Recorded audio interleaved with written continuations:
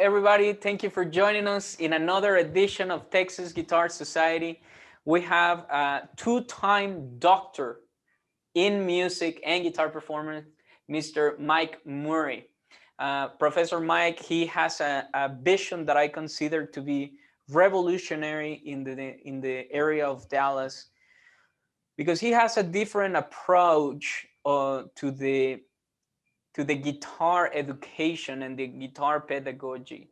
He has this vision to understand that every aspect in which the guitar is related has importance, and you have to learn about these different genres of music, and all of it is going to help you develop your guitar playing in a much more structured way, such as jazz, flamenco, and classical guitar. Mike Morey, thank you so much for joining us today. Thank you very much for having me. I really appreciate that you're giving us your time today. The way how we got connected with you, we know that you are the professor of Ivan Aguayo, our public relations director. So thank you so much, Ivan, for setting up this conversation for all of us. I really appreciate that. So Mike, the stage is yours. Whatever you want to share with us today. Well, you bring about this idea of some sort of kind of new approach to learning guitar, or I guess one would say the classical guitar as it's structured in a curriculum setting in the university. The way that most universities kind of run programs is that you learn pieces of music that are written by composers, guitar performer / composers of previous historical periods. And then you're sort of trying to learn the proper way to interpret these pieces, at least to be as most historically informed as possible. And then you kind of perform them in a recital-like setting. And this demonstrates a certain level of interpretation, a certain technical level, and many other things. It's more of kind of a milestone in your academic and guitar performing journey inside the academic setting, the university setting. And this kind of continues all the way through your master's degree if you choose to do a master's in performance, and really even into the DMA. And this is mostly in the classical guitar program, because we really, if you go study guitar at a university, you kind of have two departments you can enter in. You can enter a classical guitar program or a jazz guitar program. And some of these other places, say like Berkeley, you got guys that have all these different directions. They can study rock guitar and kind of specialize in more of like a fusion style, or kind of essentially tailor their own program to themselves, or have their own program it's all related to the guitar, but they end up graduating maybe with a degree that's kind of in between the two, or something like that, sort of a performance degree that's kind of in between with their own direction. But in general, you have a classical guitar program and a jazz guitar program. And the main issue that I've always seen that's been a problem, and it's something I was exposed to very early on when I was a freshman, is nobody improvises and nobody plays their own music. And it was such the strangest thing, because when I was a kid, I started off as an electric guitarist, and I still play electric guitar. And it's kind of accepted, it's just part of the culture, that if you're an electric guitar player and you get in a band, if you're going to play pieces of music, if you're not in a cover band, you're going to play your own tunes, and that kind of, you accept a certain level of responsibility that, hey, I'm going to kind of put some of these together. I'm going to help with the songwriting. I'm going to help with, say, writing a bridge, or writing an interlude, or writing some of the lyrics. And you're certainly going to be kind of, writing or playing or improvising your own solos. And this kind of mindset, I thought, was more appropriate in the university system. And so when I got in the university system, I was kind of confused, because I saw a lot of people that could play their instrument well, but they were only playing pieces of music by other people. And so they were kind of locked on the instrument. accomplished a certain technical level, they could play pieces at a pretty high level, um, but they had never written a piece in their life, or they had never actually done any sort of improvisatory work within a certain kind of form or style or genre, et cetera. And so what happened is that this gap just started kind of building. You've got this person that plays at a higher technical level, but they have not kind of improvised before. They've never written their own pieces of music before. They've never played them in a concert before or anything like that. So you have a person that's got this skill over here, but they have absolutely zero of this skill over here. And then what happens is over time, it just kind of compounds. So you get people at the highest, I guess that one would call like the highest levels in classical guitar playing that really don't know their instrument very well. I mean, I've seen, even been in master classes when I was a student, and I'd watch these players that their technical level was really high, and they play pieces by other people really well. But I remember, like, when, say, a professor would stop them and say, okay, what are you doing right here? They really wouldn't know. Most of them didn't know what's going on in this passage, or what is this person trying to do here compositionally. Most of them didn't know, because they're just playing the notes as they see them on a page and trying to play them at the best of to their abilities. And so the idea I kind of had to build for myself, because there's really no curriculum that sort of puts this in place, is to sort of put all of them together. Okay, so you're going to be, if you're going to be able to play your instrument, you need to be able to compose and improvise together, because that's the way that it was normally done for several centuries. All these high-level performers did it, and there's no reason we can't do it either. And so not only for being true to the field of music and being true to the field of yourself as being a great musician, professional performer, virtuoso setting, you know, it's also just going to help you get a job. It's really difficult to jump out there and try and function in the real world as a guitarist if you are only trained to play pieces of music on classical guitar by people that have been dead for over 100 years. It's just, it's not saying that it's a silly skill, but it just has very limited utility. It just does. So I thought that by bringing them together, that's going to help you not only become a better musician, it's going to help your technical proficiency, it's going to help your knowledge of other music. Really, almost, it's just going to help make you a better musician. It's just the way it is. And so to put that, and along with, say, going out into the world and trying to survive in this time of say being a professional guitarist, how are you going to make money? So if someone says, hey, I've got a spot for a guitar player tonight, it's a jazz group, you know, it's a trio or whatever, they need a backup guitar player. Okay, and you're only trained to play notes on a page in a classical guitar setting in a recital. Like, what's that going to do for you? It's not going to do anything. Okay, and composers of the past, they were able to do that. They were all, most of the great performer virtuoso composers that we all love and cherish and study, that's what they did. There's no reason that we can't do it either. There's just not.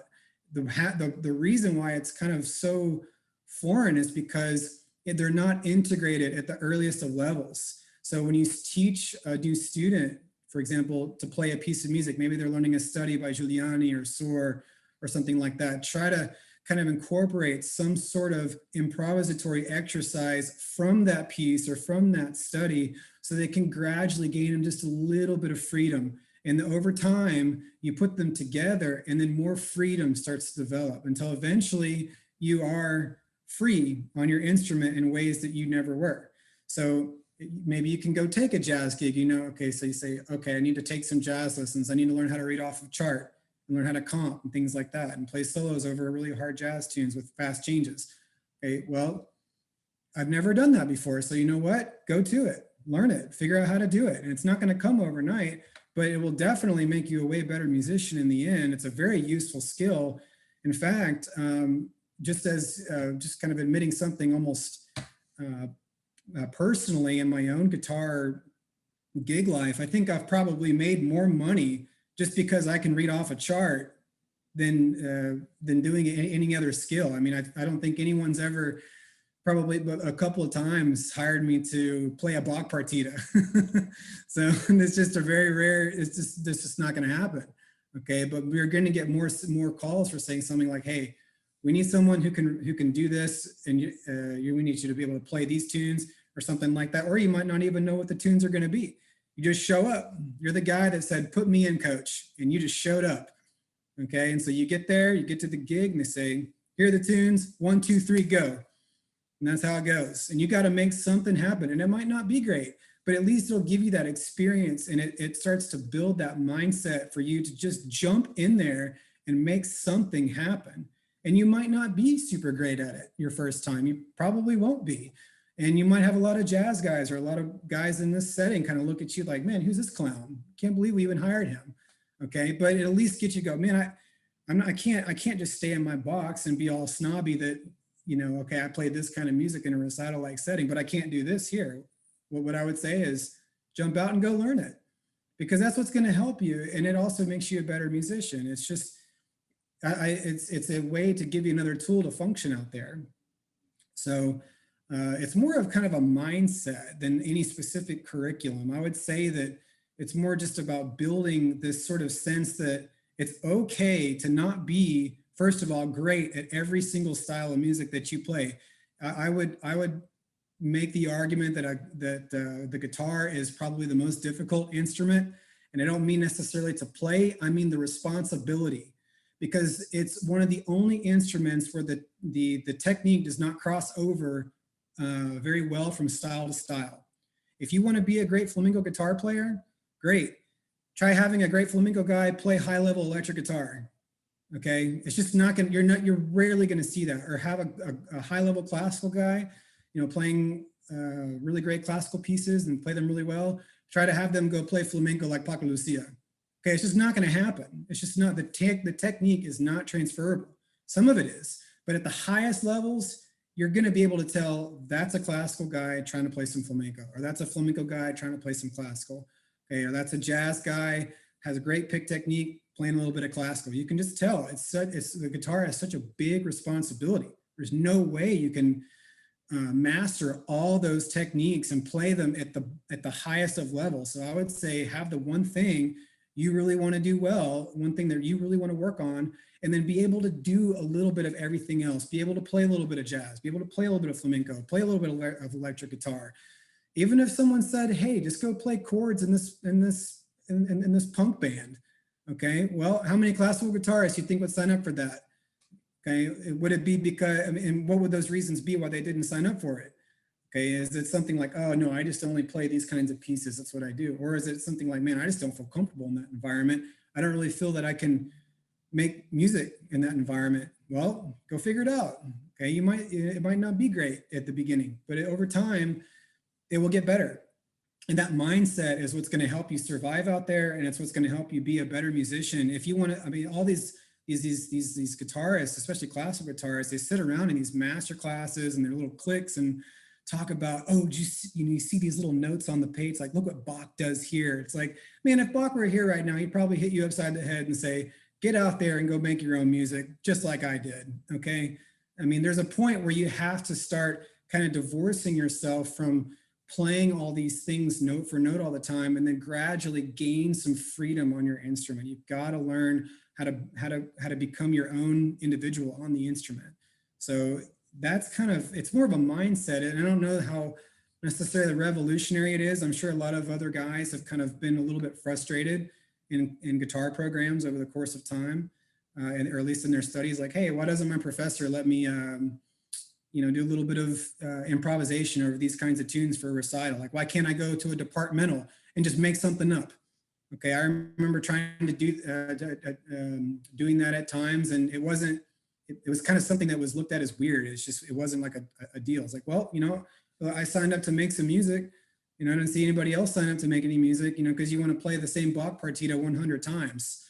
Okay, in your departmental, it's like, well, that's great, but I mean, if no one's going to play, I'll get up there and I'll make something up. And that's the idea. It's just you're getting some more confidence to be more free on the instrument and just make something happen. And that's really what it's about. It's just becoming more free on the instrument. And you can learn a lot from these pieces. I'm not saying that, I've never at once said that this is a completely useless skill to sit around and play pieces by others all day. It just has very limited utility. Okay, you want to learn the way these pieces are constructed. You want to be practicing them at least in the early part of your playing life to get them with good tone. You want to be able to play them with perfect and all this kind of stuff. But there has to come a point where that stuff goes back into the hard drive. That goes back into the hard drive, and now you're going to take that music that you've learned and sort of figure out how to synthesize it and find out where you'd like to go with it. So, or find out your own direction. And there were lots of concerts that I saw that changed my life musically. I remember when I was 19 years old, I saw Dusan Bogdanovic play, and that kind of just rocked my world completely. I'd never seen anything like that. And it was more of just the mindset and the aesthetic of a guy that was so unbelievably free on his instrument, limited by absolutely nothing, and was willing to almost take on all comers. He was almost willing to, he would take on the audience, say, hey, anybody want to hear something? And somebody would say, yeah, do you know this? And he'd say, yeah, I'll try, I don't know, but I'll try to play it. Let's bring it up and just figure it out and make something happen and make 10 minutes of music, just really complex things that he does, and puts it together in a way, because he's so free on the instrument. He plays, he can play everything else, but he's got his own thing. And that one concert when I saw it, when I was 19 years old, that just changed my life. I was just like, wow, that's the black belt. That's a black belt right there. Okay, that's a real black belt. Okay, a lot of the other guys, these are brown, purple, blue belts. They're just parrots. They're just playing other people's stuff their whole life. And this is not the end goal, if one could say there is an end goal. Okay, this over here is something completely different. This is someone who's completely free on his instrument. Now, is he a great electric guitar player? I don't know, probably not. I got to study with him a little bit. Is he a great flamenco player? He doesn't feel comfortable playing flamenco, but in his box, as a guitarist, he's unbelievably free. And that was kind of the aesthetic that I wanted to adopt for myself as I started getting into guitar more. Like, okay, so now I'm a sophomore undergrad. And so now I'm going to start kind of building this journey of player, composer, improviser, and put them all together. And then they'll all kind of meet at some point into where if I want to write something, then I don't necessarily have to be limited by my technique. I can play what I want. I can improvise and compose kind of simultaneously when I think they're done well. It's almost the best. It's kind of the sort of the best end goals when composition and improvisation are almost together. You tend to get better results that way. At least at least for me, I do.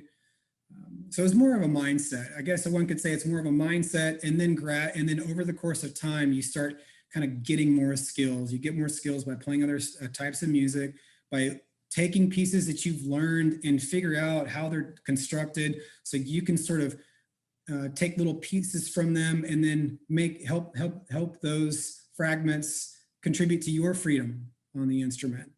Okay, so that's kind of really the idea. As far as it being just so groundbreaking, it was not. I certainly felt like an odd man out in the university. That's for sure. I certainly felt weird going into departmental classes when I was even an undergrad and trying to play a piece of music of mine. It just felt weird because it just broke down the setting. It just, everybody kind of look at this like, oh, okay, wonder what we're going to get here. And I think that's hard. It's hard to accept in the beginning, because you're kind of thinking, oh gosh, like how can I write something that's even in any way comparable as Johann Sebastian Bach? Okay, and that tends to be everybody's like, oh, okay, that's why I don't compose, because how can I ever write any music that's as good as that? Well, that's not a good attitude to have. You gotta, there's plenty of room. There's plenty of room to make great music. So your first pieces might not be that great, but then over time, you'll start to kind of figure out your own compositional direction and how that matches with your performing direction, and kind of put them together. And so that's really kind of the idea. I don't know as far as how how that might manifest in each person, but essentially it's to create an idea for yourself that you need to become free on your instrument. The idea is to be an eagle, not a parrot. Okay, there's too many parrots out. There's plenty of them. Okay, most of the guitar, the classical guitar world is that, and over here is really the all of the musicians that most of us idolize, or that all the music that all the players that we really enjoy and love.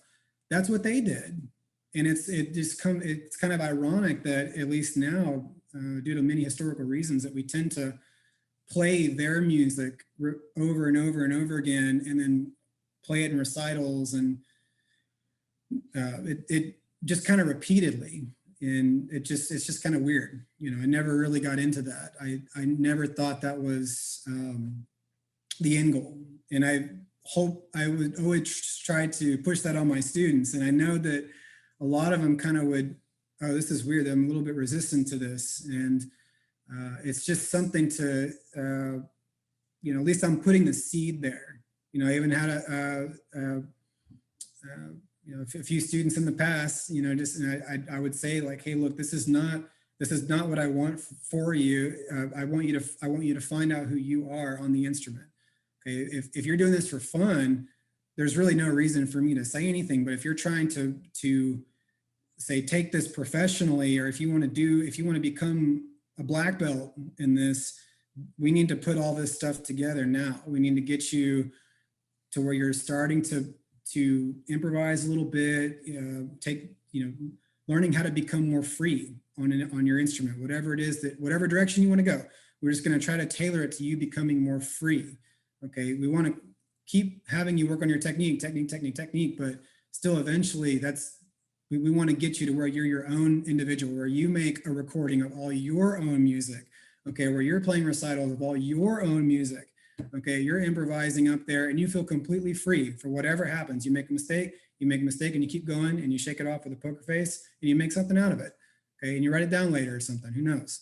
Okay, that's the idea. It's just a mindset of being willing to take on anything, learn anything. It's okay to be a white belt and jump in another style and just be like, hey, I don't know this. I'm good over here, but I don't feel comfortable over here. Man, most of these guys are really helpful. They'll just jump in and be like, hey, this is what you do. Just do this right now, and we'll help you later on whenever we like take a break or something. I'll figure out how to get you doing some of this or doing some of that. So it's okay. It's completely okay. And in the end, you'll be the one that gets on top. You'll be the one that's free. You'll be the one that knows what they're doing when they actually jump out there into the world, and they're a complete musician. They're able to play in any setting. They feel comfortable playing in any setting. So that's kind of the idea.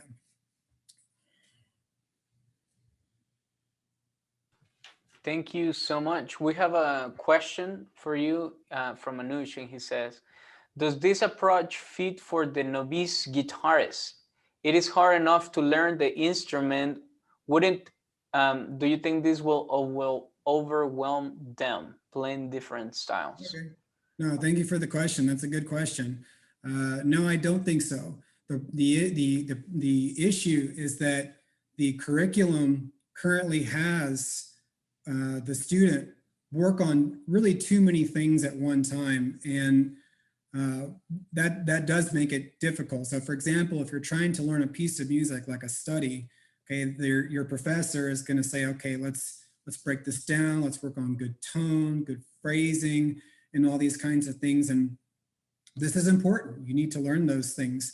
What you can do, though, is extract, say, just a little bit from that piece and show how that person can maybe develop a little bit of freedom on their instrument by maybe having them do a little arpeggio drill with one finger on one string, okay? Or taking one chord and moving it in a couple of places or something like that. And you can extract that from the source study, or from a Giuliani study, or from a study by a contemporary composer, or a piece of music that's at the beginner or the novice level, or something that has a lower technical level required to play it. It's more just putting them to, you have to kind of put them together in some way, and they can be done, even if it's just something real basic. It doesn't have to be that you're going to write you're going to be able to improvise a masterpiece or something the first time that you start uh, improvising or becoming a little more free. You're not going to be able to just improvise a fugue, okay, or polymetrics. It takes a long time. But say you take like one little arpeggio pattern from a Giuliani study and say, hey, look at this pattern. Look how this pattern is constructed. Okay, now you're going to take this pattern and I want you to just move it in 2 places on the guitar and stay in this key. So you kind of frame an exercise out of it like that, or something that way. Or you're going to take this pattern and you're going to stay in this position on the guitar. Okay, I want you to play it in as, say, 2 or 3 different time signatures. Try that. Okay, say play it 4/4, and now see if you can make a way for it to work in 3/4 or something like that. So even at the lowest levels, there's some sort of exercise or some sort of way that you can integrate the two. And then at least I feel that you can. And then later on, as your technique progresses, you learn bigger pieces of music. Then you can you can build that skill at a macro level and not just a micro level. So I'm going to go ahead and extend that question for you, Mike. So when I teach my students, and this is still in the same line as Anusha's question, when I teach my students, I have a 6-year-old student who I'm teaching some very basic music theory to, mm-hmm. and I'm teaching him how to build chords with basic chord tones, and he loves it. And I told him to make up his own chords however he wanted to, just using basic triads. I use a specific triadic system that lets the students find out like right away what a chord is and what it's made out of. So I would agree with Mike in saying that it's not going to be overwhelming, because I think the students see it as like a puzzle to put together, because it's just fun for them. They're being creative in their own aspect, and a lot of times when you give a piece of music to a student that they don't particularly like or expect to like, then they'll be less inclined to do that versus something that they create, that's their own. I had one student in a recital. He did an arrangement of Jolly Old St. Nicholas. He wrote his own counterpoint off of that. And so I would say that it's not difficult, or it wouldn't be overwhelming for students, because they love that sort of thing. It's just kind of, I think it's just how it's delivered. The pace in which it's delivered that could be overwhelming if you do manage to do that to students. So no, and I to second that, I completely agree. It's difficult in a way to find out how your student visualizes the guitar or visualizes music. That's the tricky part. And that's something that the professor kind of has to do. It's not something where you can just say, hey, this is a system that you can use to start building your freedom on the instrument. Okay. It's something where you're going to, especially at the early stages, if you're dealing with someone that's, for example, 6 years old, or just starting to play at any age, it's something that you kind of have to find out how this person sees the guitar, and you can kind of sometimes see that when they play a piece that you do know. So let's say if they play a little study in a book, could be just maybe a single line melody, or if their technical levels at a point where they can maybe get through a Giuliani study or something like that, you can kind of see when you stop them and ask them a little bit about the music, like how can you see this? Like, are you looking at it as in terms of a pattern, like an actual pattern in a tangible manner, the way that you put your hand on the guitar, or are you actually hearing the notes in your head? Is it something? Are you hearing a rhythm? Are you hearing a motive, a melody? What is it that you're focusing on? Okay, and then you kind of tailor the sort of one would say a freedom exercise based off of of how they kind of picture the instrument, or how they see the instrument, or what they can do. Okay, and so some people get there in different ways. So you can see, for example, I studied with a lot of guys that when I was a teenager, that saw so when they were doing scales, they saw like this scale system. They just visualized this scale system. Some people visualize this scale system. Okay, some people see the board like this. Some people see the board like this. And so over time, you just kind of, okay, like I'm gonna figure out how I see the instrument, or how my student sees it, and then find a way to reach them that way. So that is a tricky part, and it just involves maybe a little more proactive teaching from the actual instructor. You have to kind of look at your own student and say, well, this is what's going on. This is how he sees music. This is how he sees the instrument. How can I find a way to make an exercise that gets them to, like as you mentioned a minute ago, like see the board in terms of, okay, I'm going to have him put some counterpoint next to this melody, and he's going to make his own arrangement out of it and then play it. And so that's already integrating the two from the very beginning. So I have a question. Well, a few questions for you, Mike. Sure. Why do you think that this approach seem weird in the academic world, or not? I don't want to say weird, but like, why is not accepted in the academic world? What do you think is the vision that universities or university professors of guitar have now times, that it is a square, a little bit of a structure? Mm-hmm. What I think that it is that they want you to learn the basics of the technique and classical music, right? But when they say you have to learn the basics in order for you to move on to other things, we get lost. We don't have a good guidance. But I don't know. What do you think about that? No, that's a good question too. Ideally, if you kind of if you integrate all of them together when the person's just starting, really, hopefully that kind of cleans up a lot of the issues that might come about in a university setting. The set of reasons are why a lot of professors do that at the university. It's certainly not. Well, one could say there are several reasons, and it's hard to pin down every single one of them. But certainly there is, and I think as we all probably can admit, there's a sort of kind of snobbery built around classical music in general, and especially in the academia setting.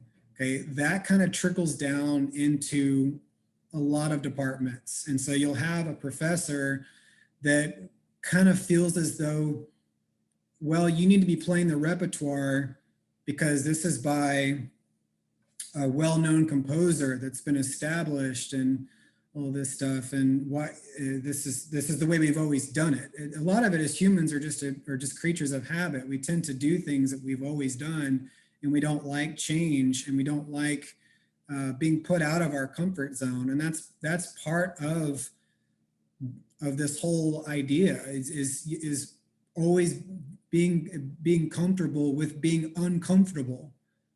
That's the way. That's the journey of being a high level black belt player.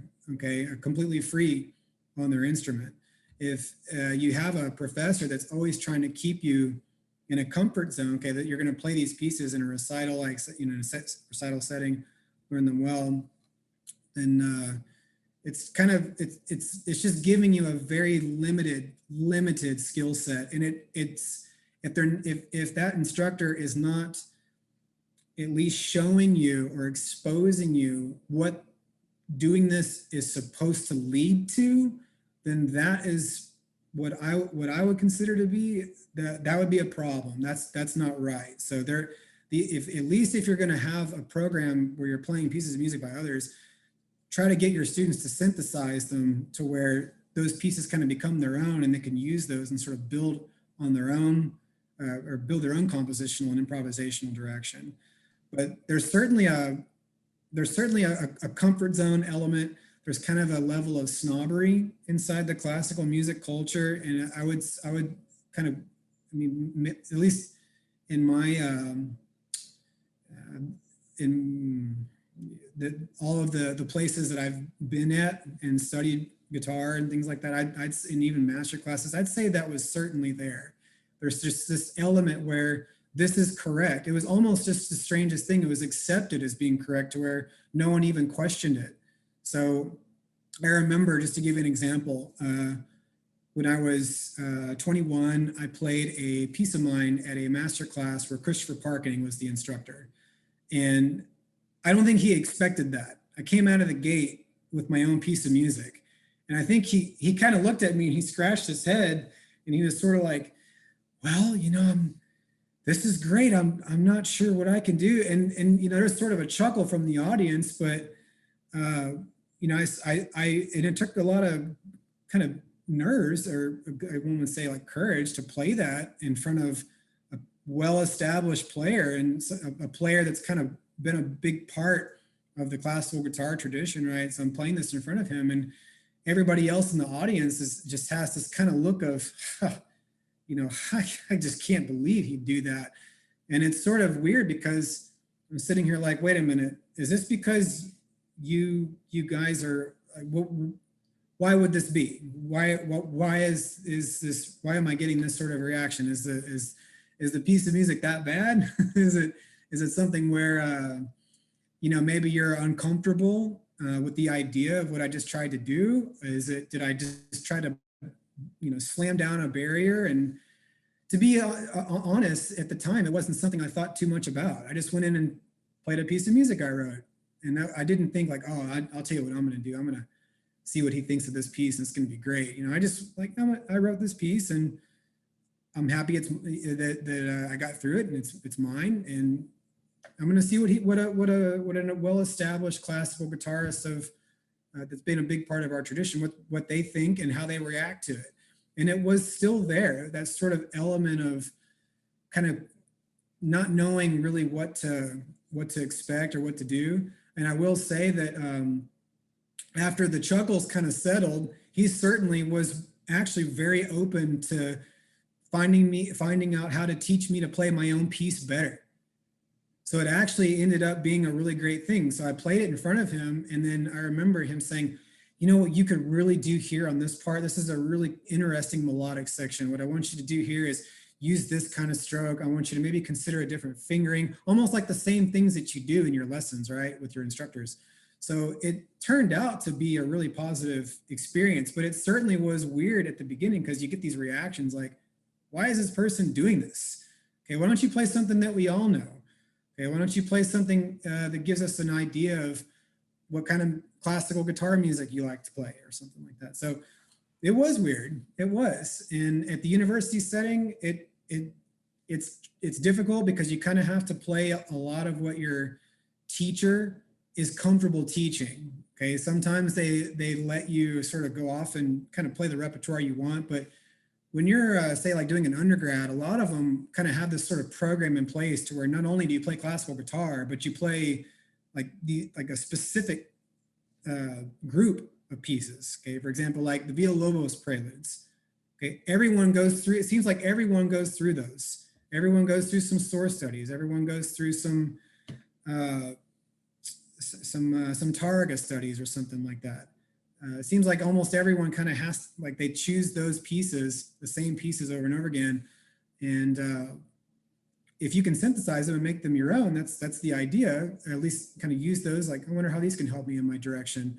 But there's certainly like an element of just not a person not wanting to be taken out of their comfort zone or out of like this is the curriculum that the department's put in, and we can't really deviate from it. So you're going to have to kind of do it, and that's just the way that it goes.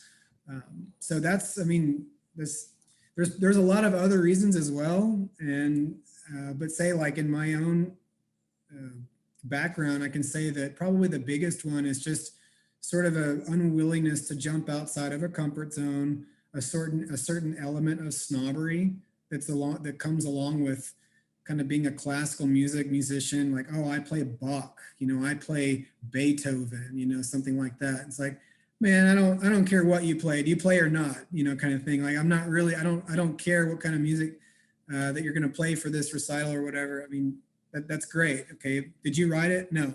So, that's what we have two comments here in the chat. I think you're opening our minds in a very, very good way to let ourselves be a little bit more free. We have a comment that says, I agree with your approach. I wish it was practiced though. Many flamenco players practice improvise, and Paco wasn't even able to read music until a much later age. Then we have another comment from Mr. Roger, and he says, medical schools teach physicians to play the standard repertory and not use the science. Mike, you are encouraging us to use the science. So that's very, very interesting. Yeah, I really, no, I appreciate the comments. That's it. I think, you know, I can think of it like this, or discuss it like perhaps in a way that might make it maybe accessible to a certain type of audience. So for example, the way that you learn language, okay, the way that you learn how to speak a language, okay, the whole idea of learning a language, of course, there's a few ideas behind it, but you are trying to develop a certain vocabulary and a certain set of constructions that gives you an understanding of how to describe the world, or how to describe perception. How you understand the world is largely linked to the language that you speak. So when you learn a language as a young person, the acquisition of language, you're learning a little, you know, you might have a word here and there. Okay, you might learn dad, and then you learn ball. Okay, then you learn an adjective, yellow ball. Okay, then maybe big yellow ball or something. So and it's very fragmented, but you are at a very early age learning how to take the words that you know, that you have built associations with through pictures, through how your parents have explained them, and you are improvising that language on a daily basis. Okay, our natural mode of communication as human beings is improvisation. That is what is natural. And so what is ironic, I suppose, is that when you are studying an instrument, you are actually doing, at least to the current curriculum, you're doing something that's actually quite unnatural. You're taking something and you're memorizing it and you're spitting it out in a setting, note for note, 100%.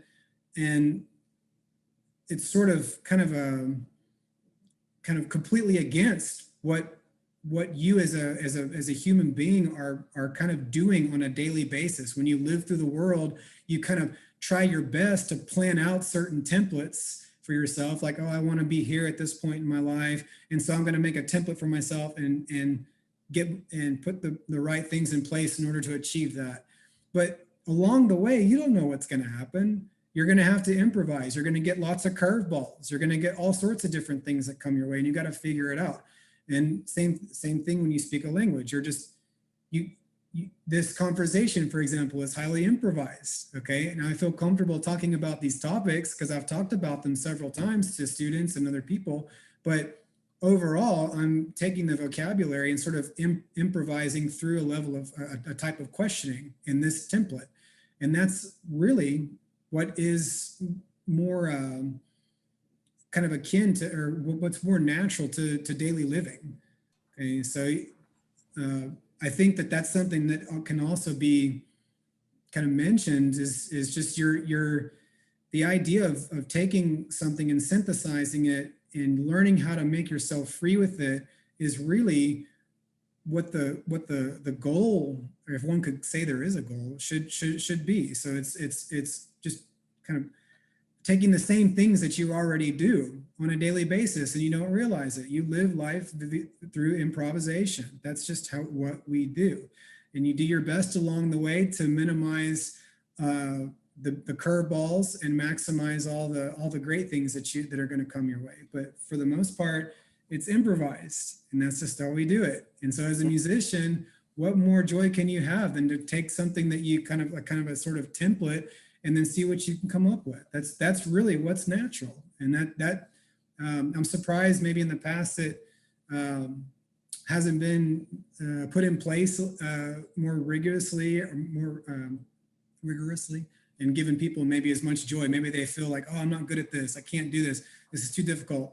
Well, if it's your first time and all you've been doing is playing pieces note for note for 10 years, yeah, it's going to be difficult. It sure is. Okay, it's supposed to be. Okay, the idea is once we integrate the two from the beginning, or maybe if you've been playing like that for 10 years and you want to start learning some improvisation or kind of how to figure it out, you're going to have some catching up to do, and that's okay. Eventually, if you keep working on it, your freedom will meet your technical level. and put those together. So that's another way I kind of like to kind of put the two together. It's really how we live is through improvisation. So Mike, are you familiar? I'm sure you are, since you have a doctorate in musicology, with the guitar educator called Luis Milan. mm-hmm. You tend to think, as he used to write in his book El Maestro, that it was one of the first pedagogical books of guitar, in which it was written in the Renaissance during the 1500s, and he approached music very much in the way that you are doing. All of his exercises and his pieces were not meant to be replicated or performed, were actually meant to be used as exercises for their students to improvise. So it was actually a book for improvisation rather than a book for repertory in the Renaissance. So Yeah. what do Yeah. you think that happened throughout time that we lose this pleasure, right? Because improvisation and composition, it's a pleasure that we then change through repertory, right? So now the pleasure is, okay, I'm able to play this repertory very well, instead of, okay, I'm able to grab my instrument and just perform. When do you think happen, or what do you think happened in your opinion? Well, that's a very large topic, and there's certainly lots of scholars that have dedicated all sorts of great works to that. As far as something that, or one sort of phenomenon that we can all point to in the 20th century is recording. Okay, recording changed everything, and it created the notion of a standard. Okay, so the idea that, for example, let's say if you listen to rock or pop music or jazz, okay, the version that's recorded in the studio tends to be perceived as the correct version, okay? And so anything that's played after that is sort of a deviant or some sort of variant, okay? So what ends up happening in the classical sphere is that when someone records the piece and they play it well, it starts a line of tradition where, okay, now I want to kind of emulate this player. I'm not just going to imitate him, I'm going to emulate him. I'm going to try and outdo his recording, or I have something to say about this piece. Okay, the way that this performer does it, it's not the way I would do it. So I have something to say about it. So I'm going to try and use this recording as sort of a measuring stick, develop my technique as best as I can, and then offer another recording. And that's why we have 50 recordings of the same piece, especially in classical music. It's just, you know, a lot of these performers think that, oh no, I have a way to play it that's different, or I have something to say about it that's different. It's like, well, okay. I mean, I suppose that, especially, you know, if it means something to you, then great. Keep it in your hard drive, and I hope that it in some way kind of influences your overall direction. But recording has been really the kind of there's lots of other historical reasons for that, but at least in the 20th century, recording is what changed that primarily. Okay, so we now have our idea of a standard correct version, especially in classical music. We have what are kind of almost like reference recordings. It's like, oh, if you want to hear the way that, if you want to learn this piece, go check out so-and-so's recording. It's almost like a reference recording. It's not because you want to listen to great music, because you want to listen to how someone else plays it and try to play it just like they do. Okay, and so then it becomes this sort of tree of multiple branches of people playing the same things over and over and over again, trying to think that they can add something new to that piece. Okay, and I guess that's a beauty of, that's one really important thing about classical music, I suppose, is you can, you know, some pieces can invite a lot of different modes of interpretation. They do. So that's certainly a big part of it. Playing everything. Say if you're trying to play everything completely the way that player plays it, then that kind of ends up missing the bar as well. What ends up happening is everybody will try to play it just like that person, or maybe they want to say something else about it. And so their technical level ends up going higher and higher and higher, but their musicianship either stays the same or actually might diminish because they're not becoming free on their instrument. They're just playing, they're parroting, they're becoming parrots. They're training themselves to be first-class parrots. So, you've got, for example, I mean, and I'm sure that everybody at some point has certainly said that, oh, I want to be able to play this piece. And at your level right now, you're thinking, well, I can't play that. I'm not at a high enough technical level. Well, so what do you need to do? You need to be at the drawing board, woodshedding all the time, working on your technique. Even Paco Lucia, Gerardo Nunez. I mean, these guys are just, they're at wizardry level of techniques in flamenco guitar. And there's classical players out there as well that have great have great technique. I mean, just high level technique. There's no shortage of that. It's being able to actually do anything with it that means anything. So they develop their technique to the highest level of levels, and then all this stuff over here, all this musician stuff, just went boom, just completely fell off the wayside, or it just never became developed. So that's part of the reason that gap has been built, the recording standard, and then you end up trying to play or emulate these players that have played that piece. And so you spend 10, 15 years trying to play that piece just right with every single note in place, no buzzes, no squeaks, no anything wrong. And then all of a sudden it's like, well, what have I accomplished? Okay, what have I really done? I've played this piece that was written by somebody else, note for note perfect. It's not even my piece. Okay, the idea would be at least to get the technique to play that piece. So you're playing all the time in practice, doing lots of technical work. So you have the technique to play it if you want to, and then you can do what you'd like to do. You can be your own individual in the instrument. So without kind of unpacking a whole lot of historical data that took place in the 18th, 19th centuries, that's really, at least in the 20th century, the main reason why that's kind of been built, the primary reason why that's been built. And then along with, you have your kind of classical guitar tradition that kind of comes into place, and then it puts everything together from the recording repertory. So, okay, well, if you're going to be my student, I tell you what, if you're going to play these studies, well, I'll tell you what, there's a great recording of it by so-and-so. We're going to learn it like the way he plays it. Okay, and then all of a sudden, that sort of mentality, that sort of mindset gets built, and it's for me, it's backwards. It's just completely backwards. That's one of the differences between theory and composition. Theory is backwards, composition's forwards.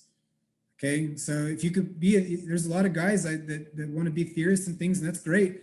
But a theory, doing music analysis is a completely different process. Okay, you're deconstructing, you're breaking down, you're going backwards. Composition and improvisation's forwards, which is different. It's very difficult. It's a different mindset.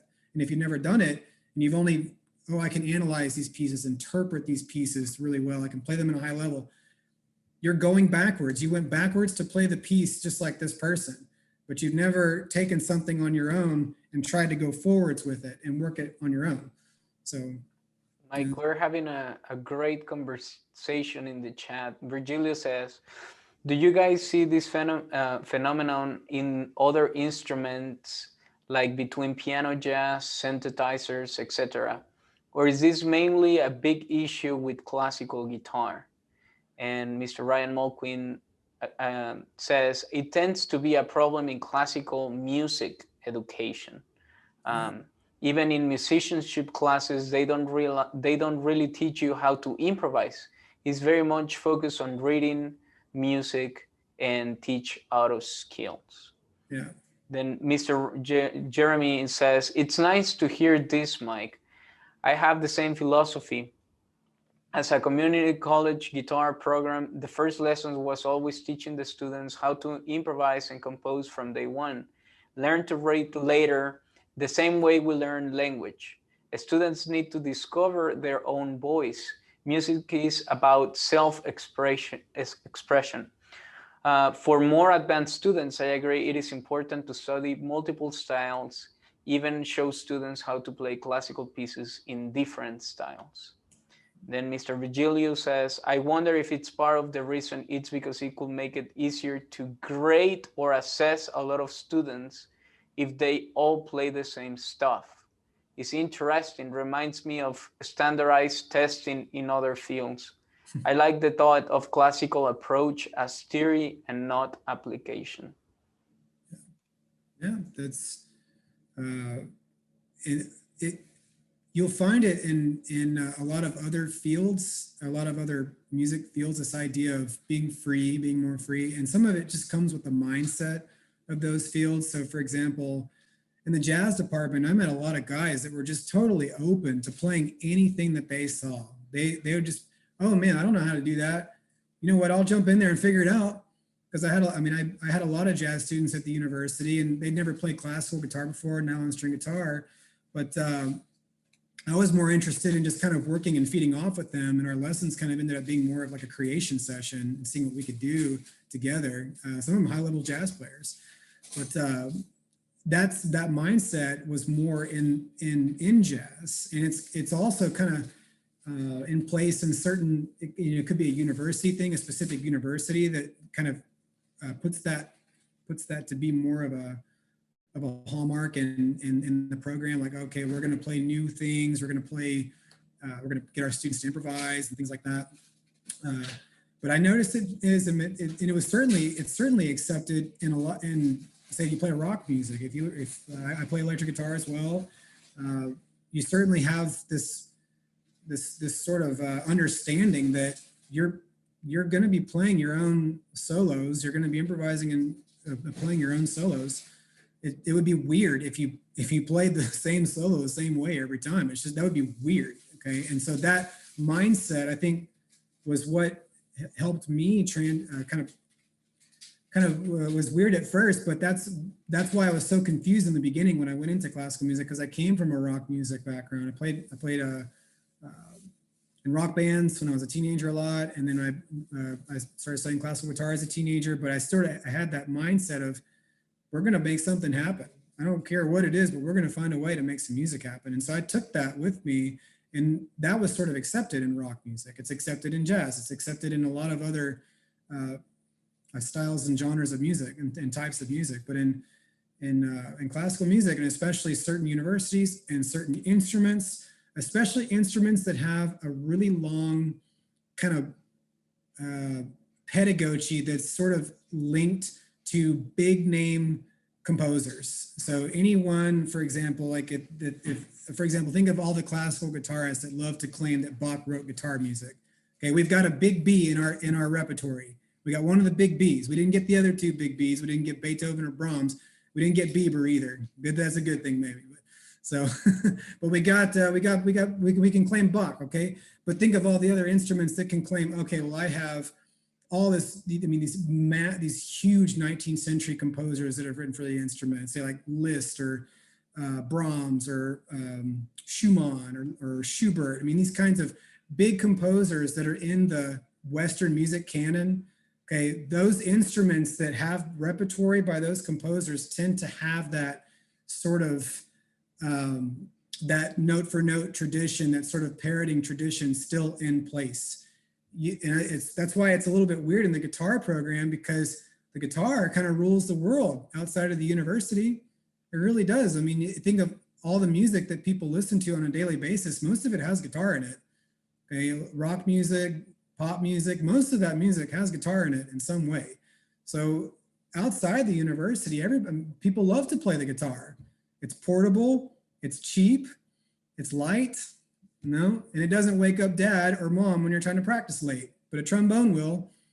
Okay, so it's got all these advantages to it, but it has its own interesting lineage, its own interesting historical tradition, its own interesting list of composers that we can date all the way back to the Renaissance, even some pre-Renaissance music, all the way to the present.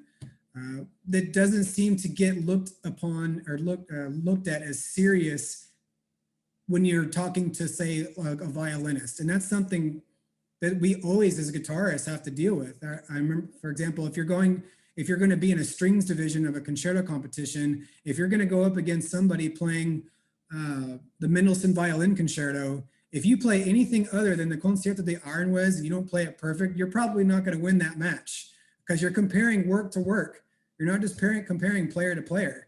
And most conductors and most string players, they want to hear Mendelssohn Violin Concerto. Why? Because it's Mendelssohn. And that's just the way that it goes. Okay, they're going to want to hear Dvorak Cello Concerto. They're going to want to hear those big works. And we have more of the 20th century in our, like the more of the 20th century repertory is in our, is with us. At least the repertory that people love to hear. I mean, of course, we have great Baroque music, classical music, and romantic music, and also great impressionist music. But most of the music, I think, that people really enjoy hearing on the guitar is like a lot of this kind of Spanish, like 20th century Spanish music. That's really been kind of the hallmark of the standard classical guitar sound. So it's just part of it. You know, we're having to operate in it. We don't necessarily have to create more of it, but we have to operate in the context of that tradition the best that we can. So we're not going to be able to like completely get rid of the curriculum that's in place right now in most universities. That's not necessarily even probably the goal, but it can be revised, because in the bachelor's level, you do need to spend a lot of time playing pieces by others, because you're still developing as a player. You're still learning pieces of music that you don't really understand well. Okay, if you're trying to play them at a high level, you're still a student. You're still very young in your development. But once you get to kind of like the master's level or so, that's when it should sort of start dying off. That's when it's just sort of kind of got to sort of find your own path with it. So, Mike, this is such a wonderful conversation. We kind of have to start wrapping up this session of the Texas Guitar Society, but we do have a few more questions for you. What would you recommend for someone who is interested in composing but has never really done it before? Just sit down and keep trying to write, and eventually your composition will get better. And Mr. Anush says, congratulations, Mike, for your great achievements. I remember you from SMU trip to Taos, New Mexico years ago. I recall you were advocating this approach even then. Don't know if you remember, you will say, let's jam. Unfortunately, I'm still trying to be a good parent, but I play guitar for a hobby. Well, that's great. I'm happy. Hello, Anush. I do remember you. So I'm glad that you're still in this and still trying to make some music with all of us. That's great. It's good to hear. To the first question, there's a lot of different ways to get someone started in composing. For example, copying scores. I copied a lot of scores. I copied pieces from the Well-Tempered Clavier. I copied several three-part symphonias by Bach. I copied pieces of music by Paul Hindemith. I copied all kinds of pieces of music, just writing them down and actually sitting there and really taking a look at what's going on, and not just kind of doing it by okay, I got to get this done. You're actually sitting there and trying to figure out what are you going to copy first? What notes are you going to put down first? Okay, and then after a while, you'll start seeing some things. You'll learn a little bit about orchestration. You'll learn a little bit about counterpoint. You'll kind of assimilate these things together along with your studies at the university. So that's one way, is copying a lot of scores. I copied a lot of pieces of music. And another way is just to write a lot of really bad music. Okay, and I don't really know. I mean, there's been a lot of scholars that have sort of defined bad music as just a general discourse. So, but I think you know in general for yourself what might be bad to you or what might not be your direction or what you want to do. So just playing and writing something down. Okay, think if you can just put your iPhone on and just play something to the best of your ability randomly for 20 seconds and see if you can write down any of it. And when you start writing it down, you'll have control on the page and say, okay, what do I have here? Do I have what's my primary music parameter? Do I have a melody? Do I have a rhythm? Do I have a motive? Do I have an interesting metric idea? What do I have here? And then work with that. Okay, and it might not be great for your first time, but over time, it's going to get better. It's going to get better. You have to write, and I think this approach works especially if you've done the parroting stuff for such a long time. Because you're going to be so scared that your first piece of music is going to be so bad. It's like, well, I play at the super high technical level. I can play pieces of music that are really hard to play in recitals and this, but I've never written a piece before and I've never improvised. So they think your first piece has to be a masterpiece, and this is wrong. Don't think that at all. Your first piece does not have to be a masterpiece. I guarantee you, most of the major composers in history that signed Opus 1 next to that piece was not their Opus 1. Okay, many of them wrote a lot of exercise material, pieces that they would never claim, but they got through it, and they wrote they wrote a lot of music that to them just they couldn't do anything with it. Brahms threw away a lot of music. A lot of people don't know that. He threw away so much music. A lot of composers have thrown away so much music and then just never claimed it, right? And then until some scholar ends up finding it later on or something like that.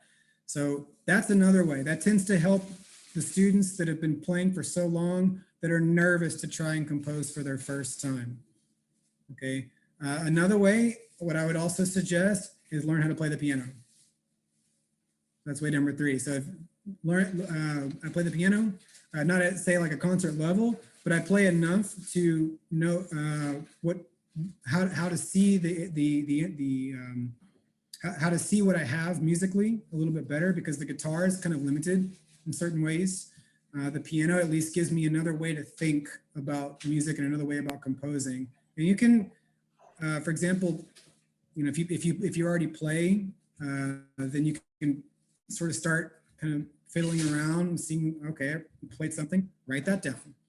Okay, or take a piece of music. So that'd be way number 3. The 4th way would be take a piece of music that you're already playing and then improvise off of it.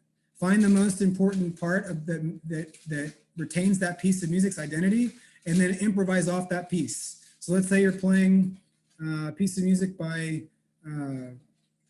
gosh, a 20th century composer that you like Manuel Asturias. Yeah, Asturias. Okay, so you start with that piece. You start with that little that back and forth little. A real famous, almost drone-like idea, right? But on the piano, it's really different, and it sounds much more elegant in a way. But you play that, and then just take that first little chunk, and then go from there, and see what you can create from there. So you take the little the fragment or the drone fragment of that lick or that idea, and then go from there. Okay, so that's another way. There's so many ways that you can, and that's part of being you finding that for your student. So you have to see like, well, what would help him? He already plays the piano, maybe I can recommend this. Or they already play a little bit of jazz or something, maybe I can do this. Maybe I can get them to improvise off of a piece.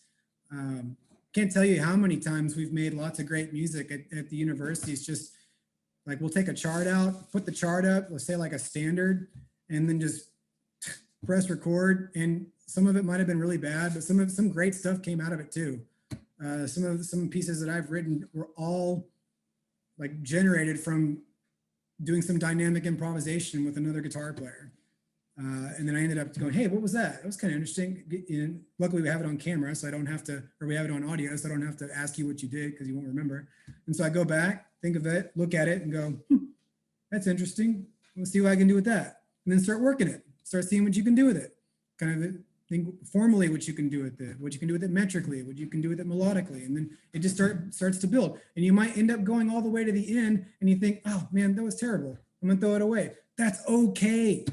That's okay. And that's something hard to accept. It's like you've written a piece of music, you worked really hard on it, and it might not be something you want to claim and you just want to throw it away. That's okay. Your first piece does not have to be a masterpiece. Okay. And then some. You'll write a lot of music for a while, you're just kind of, it's just, I don't know what to do with that. There's a lot of ways, I'd say start with those.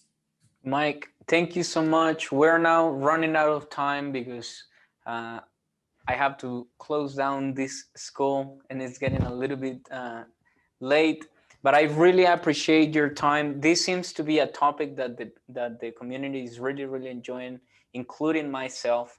So I think it will be an interesting idea for you to come back and lead a workshop on creative practice. So all these ideas that you are giving us, maybe you can now really put it into perspective with a guitar and be like, okay, all of us, we're gonna share some ideas and open mic practice.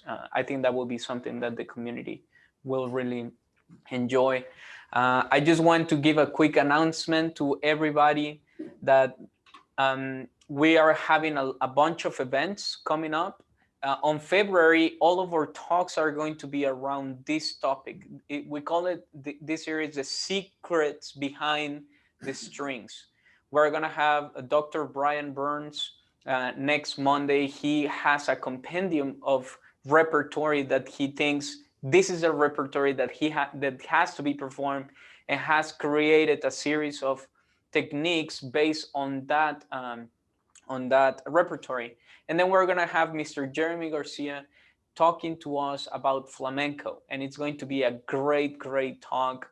By the end of February, Ivan and I are going to give a workshop on technique and musicianship. We're gonna give you guys some exercises for you to take them home and start up some conversations. Now in March, we really want to help the community in a different way that no other guitar society has done.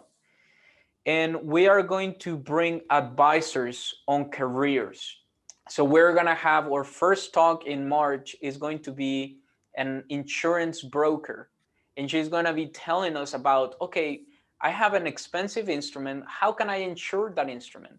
Or how can I insure all my microphones or computers or my hands, even if I happen to get hurt in doing something else, I can insure all of these things that are so essential for the career. And she's going to be showing us that. Then on the third week of March, we're going to have an investor coming here, and he's going to be talking to all of us about how to set up a retirement account with them, or if you want to buy a very expensive instrument 5-6 years from now, you can start setting up an investment account. It's not impossible to buy expensive guitars. So we can plan ahead, and we want to lead the community on how to do these things that are so important for all of us. And we really want to share that with you. It's something that no other society does. No other society hires these people to come and talk to you, but we do, because I think it's very important for us to have those kind of conversations. Mike, again, thank you so much for being here. I really appreciate it, and hopefully you start joining us each week. That'll be very, very fun to see you around. All right.